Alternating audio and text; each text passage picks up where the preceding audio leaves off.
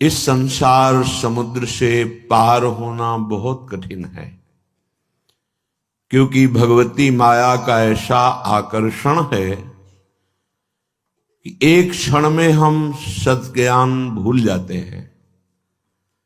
असत अज्ञान का ऐसा साम्राज्य सा छाया हुआ है। सत संकल्प करते हैं कि आज के बाद हम ऐसा नहीं करेंगे, पर विवश होकर के फिर माया हमसे वैसा ही करा देती है जो नहीं करना चाहिए। उसके लिए हमें अध्यात्म बल की आवश्यकता है। अध्यात्म बल बड़े कृपा पात्रों के हृदय में जागृत होता है। कृपा हमारे ऊपर है, पात्र हमें बनना है। कृपा ना होती तो मनुष्य देह न मिलता, साधु संग न मिलता, धाम आने को न मिलता, नाम लीला रूप प्रभु के सिद्धांत ये सुनने को न मिलता। कृपा तो है, अब हमें कृपा पात्र बनना है, तभी वो प्रेमामृत रस हमारे हृदय में आएगा। कृपा पात्र उपासक एकमात्र अपने आराध्य देव के चिंतन का ही महत्व रखता है। उपासक के अंदर ये प्रश्न नहीं आना चाहिए कि हमें 6 महीना 1 वर्ष हो गए नाम जप करते हुए, कोई हमें परिवर्तन तो नहीं दिखाई दे रहा। 1 महीना अगर हम नाम जप कर रहे हैं या 1 वर्ष नाम जप कर रहे हैं तो ये सत चिंतन है। सत चिंतन कभी व्यर्थ नहीं होता। तुम्हें पता नहीं है कि तुम्हारे कितने अशुभों का नाश कर चुका है नाम, यदि वास्तविक आप जप रहे हैं। संचित कर्मों को पहले भस्म करता है नाम। इसीलिए नवीन उपासक को यह अनुभव नहीं होता कि नाम का फल क्या है, क्या आनंद है, क्या दुख मिटता है। इसलिए प्रार्थना है आप अपने अज्ञान के कारण कहीं नाम जपना ना छोड़ दे कि जब से नाम शुरू किया हमें कोई लाभ नहीं दिखाई दे रहा, हमें नौकरी नहीं मिल रही, हमारा काम नहीं बन रहा, हमारे दुख नहीं मिट रहे और दुख बढ़ रहे हैं। ऐसा आपको माया अनुभव कराएगी। पर आपको दृढ़ विश्वास रखना है सदगुरुदेव के वचनों में, शास्त्र वचनों में, संत वाणी में। इसी विश्वास के सहारे हम अध्यात्म बल से युक्त हो जाते हैं। नहीं तो जब हम नाम जप करते हैं तो सबसे पहला काम नाम का होता है गोदाम में आग लगाना। जो हमारे संचित कर्मों का शुभ अशुभ गोदाम है उसको भस्म करता है।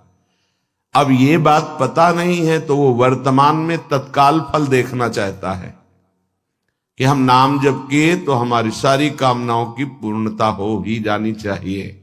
नहीं, नाम जप का फल क्या हुआ, वो ऐसा सोचता है, पर ऐसा नहीं है। नाम जप सबसे पहले अशुभों का नाश करता है, फिर शुभ फंसाने वाले जो होते हैं वो उनका भी नाश कर देता है। इसके बाद क्रियमाण पूरा परम पवित्र करके भगवद अर्पित कराता है, प्रारब्ध भोगने की सामर्थ्य देता है। फिर आनंद का ऐसा उन्माद होता है, आनंद की ऐसी उत्तम अवस्था होती है जो वाणी से वर्णन नहीं की जा सकती। आप धैर्यवान बने, उत्साह पूर्वक नाम का जप, नाम का कीर्तन, नाम का चिंतन करें। परिणाम बहुत मंगलमय होगा। थोड़ा धीरज रखें, थोड़ा विश्वास करें। न एक एक नाम आपको उठा रहा है, अभी आपको समझ में नहीं आएगा। जब आपके पाप नष्ट हो जाएंगे, हृदय निर्मल होने लगेगा, तब आपको समझ में आएगा। मेरा मन प्रियाजू की कृपा से इस प्रेम रस में आविष्ट हो गया है। अब मेरे लिए वृंदावन से उत्तम कोई नहीं, क्योंकि वृंदावन ने मुझे प्रियाजू प्रदान किया, प्रियाजू के चरणों का प्रेम प्रदान किया, राधा नाम प्रदान किया। अब किसी की कोई मर्यादा नहीं। प्रेम की अपनी स्वयं की मर्यादा है कि वो किसी की मर्यादा नहीं रखता। प्रीति न काहू की कान विचारे, ये प्रेम है। प्रीति की रीति रंगीलो ही जाने। अगर प्रेम का सही रूप कोई जानता है तो प्रभु श्री कृष्ण जानते हैं। इसलिए वो मर्यादा पुरुषोत्तम के रूप में जब अवतरित हुए तो एक एक मर्यादा का पालन। और जब लीला पुरुषोत्तम प्रेमावतार श्री कृष्णचंद्र जी, तो महाराज की लीलाओं को समझना सदगुरु की चरण शरण में बैठकर ही हो सकता है। जो रसिक हैं, जो लाडली लाल के रस में डूबे हुए रसिक सदगुरुदेव हैं, उनके चरणों के समीप बैठकर ही इनकी लीला समझ सकते हैं। नहीं, इनकी लीला बड़े बड़े मुनियों के लिए भी अगोचर ही है। न देवैर ब्रह्मादेर न खलु हरि भक्तैर न सुहृदा, ये स्वयं बाके हैं, इनकी लीला भी बाकी है। ये बाके की बाकी लीला को जिसका कहीं कुछ बाकी नहीं रह गया वही समझ सकता है। कोई भी चाह, कोई भी लालसा यदि बाकी है तो बाके की लीला को नहीं समझ सकता। जिसका हृदय समस्त कामनाओं से, इच्छाओं से रहित हो चुका है और प्रेम रस का रसिक हो गया है, वो इनकी लीलाओं को जानता है। श्रीपाद कह रहे, ये मैंने इसलिए कहा कि मेरा मन श्यामा श्याम के प्रेम में अब प्रवेश कर गया है और ये प्रेम पंचम पुरुषार्थ है। तो उपासक को बड़ी कृपा यदि वृंदावन धाम आने को मिले, आश्रय मिले, वास करने को मिले, उसमें विशिष्ट कृपा के सत्संग मिल जाए। सत्संग से हमारे समस्त संशयों का नाश हो जाता है और हृदय दृढ़ हो जाता है कि अब मैं मुक्त होना चाहता हूं। जीवन मुक्त महापुरुष ही प्रेम में प्रवेश होता है, ध्यान रखना। प्रेम रस तभी प्राप्त होता है, पहले प्रेम जीवन मुक्त करता है, तत्वबोध कराता है। सर्वान वस्तु तया निरीक्ष परम स्वाराध्य बुद्धिर्मम, जो उपनिषद कहते हैं सर्वम खलमिदम ब्रह्म ने नानास्त किंचन, इसका पहले बोध होता है, फिर प्रेम रस प्राप्त होता है। जीवन मुक्त करके विदेह स्थिति से फिर वो प्रेम प्रदान करते हैं। जैसे पांचों भूले देह शुद्धि, ये विदेह स्थिति है। तब छठे भावना रास की, तब वो भावना में प्रवेश करता है। इतनी ऊंचाई हम अपने साधन बल से नहीं प्राप्त कर पाते, ये गुरु कृपा बल से। तभी कहा है रे मन रसकन संग बिन रंच न उपजे। एक साधारण बिना साधन जानने वाले को भी प्रिया जो मिल गए। क्यों? क्योंकि सीधे रसिक कृपा और आसक्ति मेरी लाडली मेरी प्रिया जो, वो दुनिया के शास्त्रों का परिचय नहीं जानता, सिद्धांतों का परिचय नहीं जानता, बस उसके हृदय में एक बात बैठ गई, मेरी प्रियाजू, मेरी स्वामिनी, मेरी प्राण प्रिय सखी लाडली जू, बात बन गई। ये जन्म बंधन से, कर्म बंधन से मुक्त होना बहुत कठिन विषय, बहुत कठिन। जब शास्त्रों का स्वाध्याय करो तब पता चलता है। तभी कहते हैं भगवत प्राप्ति अत्यंत कठिन, पर वो गलत शब्द है। भगवत प्राप्ति अत्यंत सरल।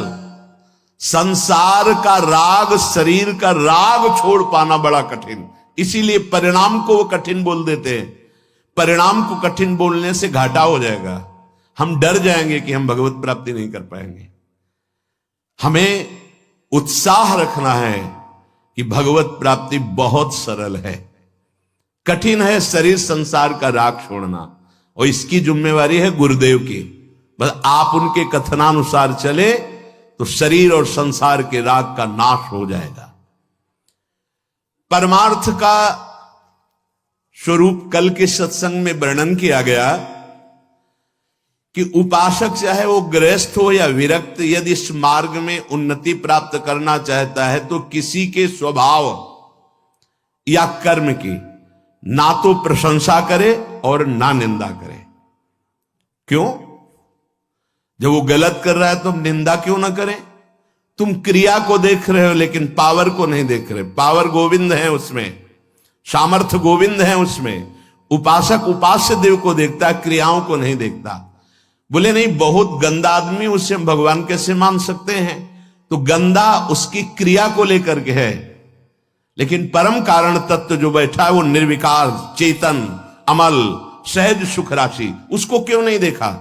तुम क्रिया देखने वाले संसारी नहीं हो, तुम तत्व का दर्शन करने वाले भगवत भक्त हो, उपासक हो, जिज्ञासु हो।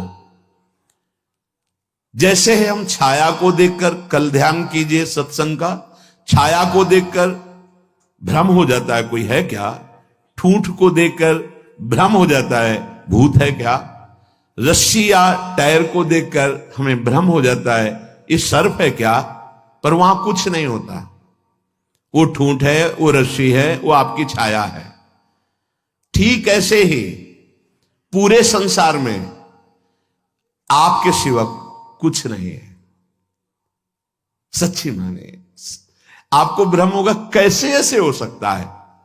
जैसे स्वप्न में आपके मन के सिवा कुछ नहीं था, तो उसमें दुश्मन भी थे, मित्र भी थे, भोग भी था, ना जाने क्या क्या था, पर जब जगे तभी वो झूठा समझ में आया ना। स्वप्न में तो आपको सब सत्य लग रहा था, ऐसे ही अज्ञान से युक्त होने के कारण आपको ये नानात्व तो सत्य लग रहा है। स्त्री पुरुष, अच्छा बुरा, नीच उत्तम मध्यम, ये आपको लग रहा है। श्री भगवान कह रहे हैं, बहुत गूढ़ प्रसंग है। अगर आज का प्रसंग समझ लेंगे तो प्रियाजू के चरणों में लिपट जाएंगे कि मेरे बस की बात नहीं। ध्यान से सुनिएगा। आत्मैव तदिदं विश्वम सृज्यते सृजति प्रभु। बहुत सुंदर विषय। भगवान ने अपने आप से अपने आप का सृजन किया है, दूसरा कुछ नहीं। आत्मैव तदिदं विश्वम सृज्यते सृजति प्रभु त्रायते त्राति विश्वात्मा ह्रियते हरितीश्वरः। उसने अपने आप से अपने आप को बनाया।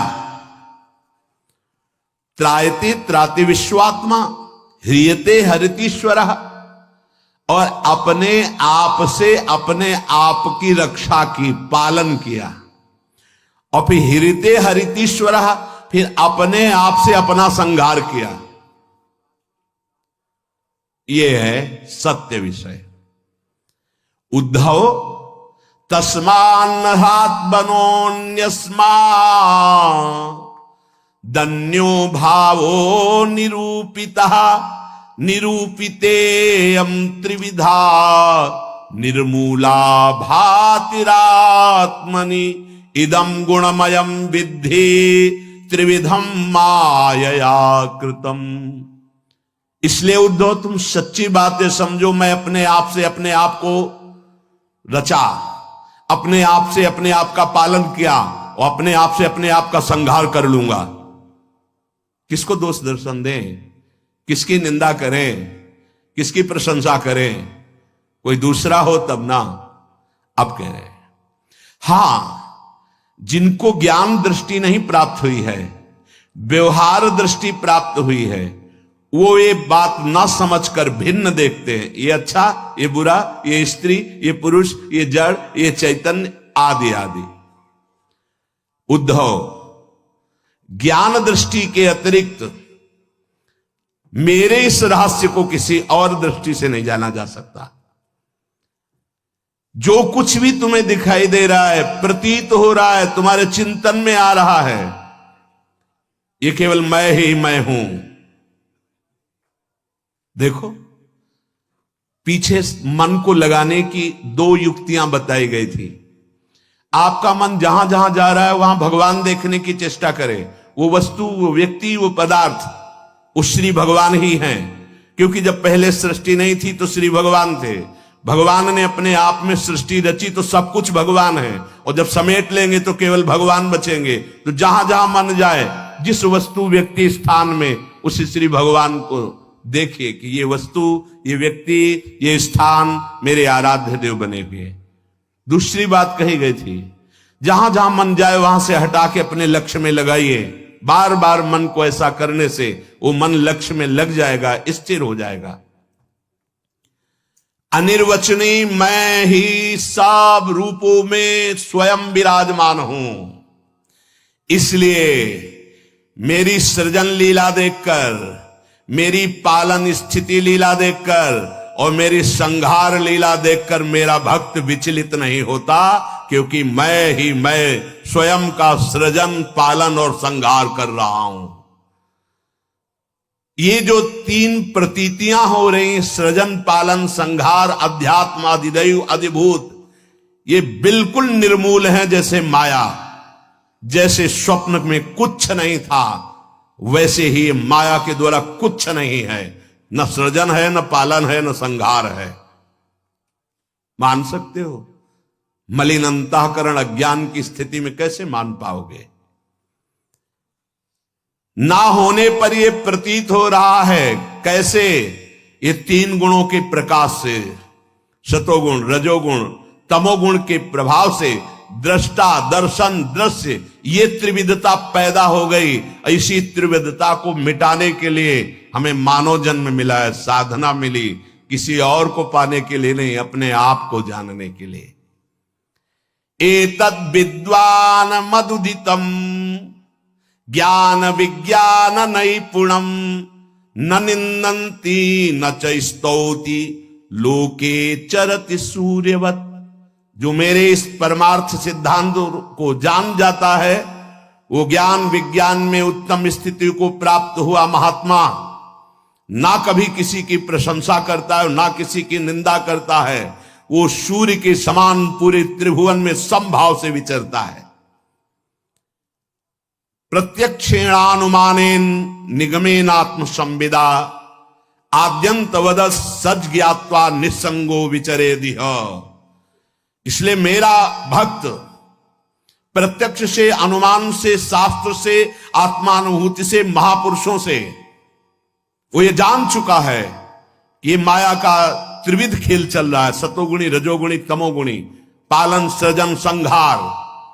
इसलिए वो सबसे असंग हो जाता है। ये स्थूल सूक्ष्म कारण तीनों लोग असंग होकर के वो अपने आप में तृप्त रहता है। धन्य है ऐसा महापुरुष जो अपने आप में तृप्त रहता है, वो असंग भाव से विचरता है। उद्धव जी को एक प्रश्न यहां परेशान करने लगा मन में कि आत्मा अविनाशी चैतन्य घन, शरीर जड़ नाशवान, फिर ये जन्म किसका होता है, फिर मरण किसका होता है? प्रश्न कर बैठे। बहुत सुंदर प्रश्न है और बहुत सुंदर उत्तर है। यदि आप समझ पाए तो आप प्रियाजू के चरणों में भाग पड़ेंगे, क्योंकि आपकी समझ के परे की बात है। लाडली जो मेरी तो कुछ समझ में नहीं आया, बस मैं तो यही कह रहा हूं, हमारी महारानी श्री राधा रानी। इसलिए थोड़ा धूप का ताप लगे ना तो वृक्ष की छाया अच्छी लगती है। देखो, संसार से मुक्त होने के लिए ये बहुत जोर का प्रश्न है। उद्धव जी ने कहा, नैवात्मनो न देहस्य संस्कृतिर्दृष्ट दृश्ययो अनात्मस्व दृशोरीस कस्य स्युदुपलभ्यते। प्रभु, ये चर्चा आपको मिलेगी नहीं प्राय, क्योंकि कथन और श्रवण के लिए स्थान की भी जरूरत होती है। तो यह श्रीधाम वृंदावन और यहां व्यक्त अव्यक्त बड़े बड़े महापुरुष पधारे हुए हैं। तुम्हारी दृष्टि नहीं है तो तुम्हें व्यक्ति समझ में आएगा।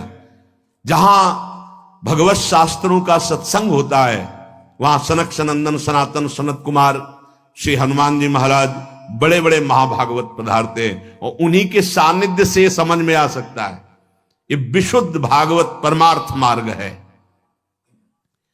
उद्धव जी ने पूछा कि भगवान, ये जो आत्मा है ये दृष्टा है, और शरीर जो है ये दृश्य है। आत्मा स्वयं प्रकाश है और देह जड़ है। ऐसी स्थिति में ये जन्म मरण किसका होता है? आत्मा का जन्म मरण हो नहीं सकता, क्योंकि स्वयं प्रकाश है। और जड़ शरीर का हो नहीं सकता, क्योंकि नाशवान विकारी है, ये तो यही नष्ट हो जाता है। महाराज, ये मरता कौन है और जन्मता कौन है? ना आत्मा और न शरीर। अगर ये शरीर जन्मता मरता है तो शरीर को नष्ट करने के बाद फिर अब जन्म मरण खत्म हो जाना चाहिए, पर फिर शरीर मिलता है। आत्मा को हो नहीं सकता, क्योंकि स्वयं प्रकाश निर्विकार चैतन्य घन। तो ये होता किसको है जन्म मरण? इसका होना उपलब्ध है।